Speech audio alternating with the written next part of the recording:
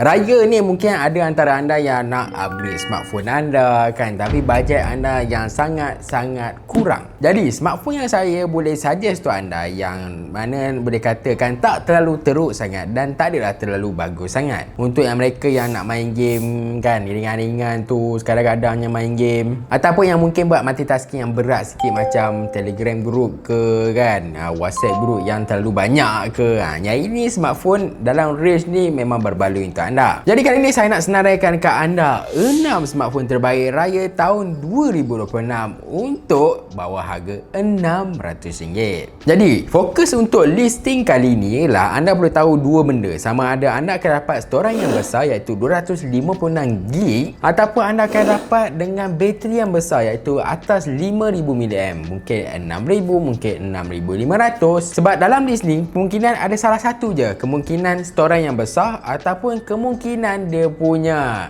bateri yang besar. Cumanya saya cuba cari the best untuk anda lah kan, untuk dapatkan bateri yang besar dengan storan yang besar sekaligus, iaitu baru rasa berbaloi. Dan ada juga option untuk anda dapatkan 5G kan, tapi harga dia tak adalah bawah 600 kecuali promosi. Saya boleh cadangkan dekat anda kalau nak 5G cuma harga dia sekitar 600 kat ini, iaitu Infinix Hot 60 5G. Okey, kalau ada promosi anda sebenarnya boleh dapat bawah 600 sekitar 599 macam tu kan. Cumanya stok untuk 599 ni cepat sangat habis. Kalau nak tahu anda klik link kat bahagian bawah, saya ada sediakan. Smartphone ni ada skrin bersaiz 6.7 inci jenis IPS LCD dengan 120Hz, yang mana chipset dia pula menyokong 5G iaitu Dimensity 7060. Storan dia 256GB dan juga bateri dia 5200 mAh. Yang pasti dia ada fast charging lah, cuma tak adalah laju sangat, 18W sahaja. Ini smartphone yang paling murah saya boleh carilah kepada anda yang mungkin nak test 5G kan. Sebab sekarang saya rasa kalau duduk KL 5G dia dah agak solid. Kadang-kadang duduk kampung pun yang mana dah ada 5G tu, anda guna 4G tiba-tiba jadi slow kan. Saya pun tak pasti kenapa. Guna phone 4G tu kena ada 4G plus tu pula baru rasa macam laju sikit. Kalau ada 5G tu lagi better. Itu saya pelik kadang-kadang certain kawasan ni. Tapi kalau anda memang tak boleh tunggu promosi ni kan, anda nak sebuah smartphone yang ada dekat pasaran. Ini smartphone yang paling panas lah tahun ni kan, paling banyak terjual lah, iaitu Redmi 15C. Untuk tahu anda, ini juga smartphone dengan skrin yang paling besar, 6.9 inci. Sikit lagi tu dia jadi tablet. Dia ada 120Hz refresh rate dengan MediaTek Helio G81 Ultra. Kamera dia ialah 50MP, bateri dia pun besar 6000 mAh dengan fast charging 33W turbo. Segalanya besar dekat sini, storan dia besar, bateri dia besar, fast charging pun ada kan. Skrin dia besar kat sini, memang saya katakan ini complete package kepada anda yang minat benda-benda besar. Tapi macam mana kalau anda tak minat benda-benda besar ni kan? Tangan anda tu kecil je. Kalau pegang phone besar dia macam ni oi lengoh mat kalau pegang lama-lama kan. Antaranya macam saya boleh cadangkan dekat anda iaitu Realme C71. Smartphone ni yang mana dia ada bateri yang paling besar dalam listing saya dan juga fast charging yang laju iaitu 6300 mAh bateri, 45W fast charging. Yang ini tak perlu risau sangat lah tentang bateri ketahanan ni kan. Dia hadir dengan skrin bersaiz 6.67 inci IPS LCD dengan 120Hz refresh rate. Chipset dia ialah Unisoc T7250. Kamera utama dia 50MP, tapi yang paling saya suka dia tahan lasak dan dia ada satu standard iaitu military standard 810H.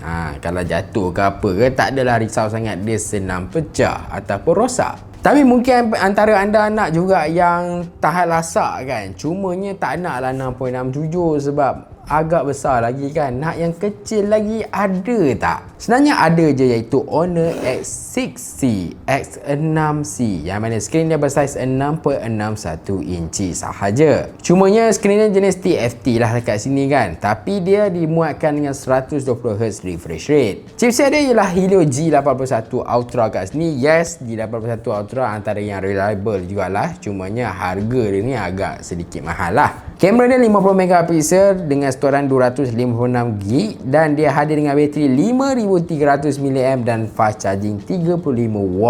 Dia ada satu sijil tau kat sini, iaitu SGS 5 star. Apa tu? Dia adalah satu pengiktirafan yang mana dia ada IP64, kalis air, kalis debu, dan juga dia juga drop resistant. Jadi yang ini pun boleh katakan tahan lasak dalam kelasnya. Next, kita pergi dekat Oppo. Anda rasa Oppo macam biasa-biasa kan? Sebenarnya Oppo sekarang ni dia dah rasa macam premium tau, walaupun sebuah smartphone yang harganya bawah 600. Kat sini saya senaraikan kat anda Oppo A6s. Tapi kenapa saya senaraikan? Sebab dia ada bateri yang besar, 6000 mAh dekat sini kan. Cuma fast charging ni tak adalah terlalu laju macam Realme tadi. Dan satu lagi juga, dia ada chipset yang agak solid pada Snapdragon, iaitu Snapdragon 665. Siapa yang pernah guna dia tahulah 665 untuk harga macam ni just nice, just okay. Cumanya saya menampak benda ni dia rasa murah sebab dia punya promosi tau. Kebanyakan ada yang tawarkan bawah RM600 lah. Cuma kita tengok varian, anda dapat 128 atau 256. Saya lebih suggest guna 256. Walaupun anda tak guna pun kapasiti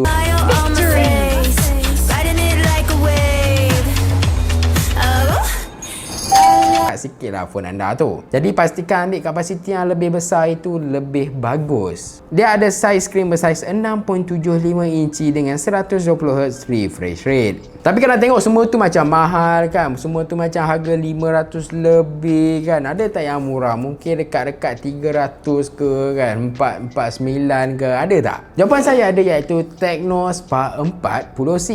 Ini yang paling ekonomi dalam listing kali ni. Dia ada dengan skrin 6.67 inci, jenis IPS LCD, 120Hz refresh rate. Still lagi gunakan MediaTek, tapi just Helio G81 yang biasa, bukannya jenis Ultra. Kamera dia 50MP, fast charging 18W dengan bateri 5000 mAh. Untuk harga dia anda boleh dapat sekitar 500 kalau ada promosi kan. Apa kata anda klik link kat bahagian bawah kalau nak tengok harga semasa dia. So, itulah smartphone sekitar RM600 ke bawah untuk anda pilih tahun 2026 raya kali ini. Jadi, yang mana rasa anda patut pilih kan? Antara 66 ni ataupun anda ada listing ataupun smartphone yang lain, apa kata anda komen dekat bahagian bawah. Mungkin boleh share dengan orang lain juga. Dan kalau nak check yang murah lagi dengan bajet bawah RM400, anda boleh check dekat channel saya. Dan macam biasa, lupa like, subscribe, share. Terima kasih. Jumpa lagi.